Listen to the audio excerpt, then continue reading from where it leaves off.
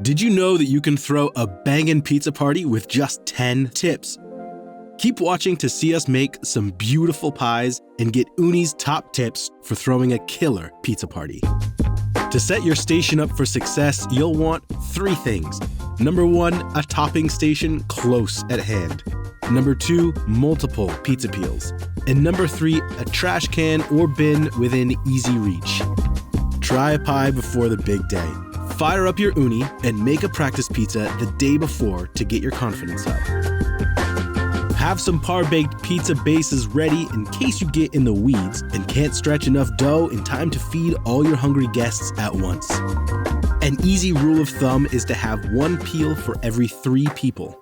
If your menu includes non-pizza items, make sure you're well stocked with tools to prep and cook the extra dishes. Store ingredients prior to the big party in a topping station. During the party, you can easily swap toppings out when they run low. At the very least, you'll want to buy low-moisture shredded mozzarella, plus some fan favorites like pepperoni and mushrooms. Each time you launch a pizza, your oven stone's temperature dips ever so slightly. You need to make sure the stone comes back up to temperature before launching the next one.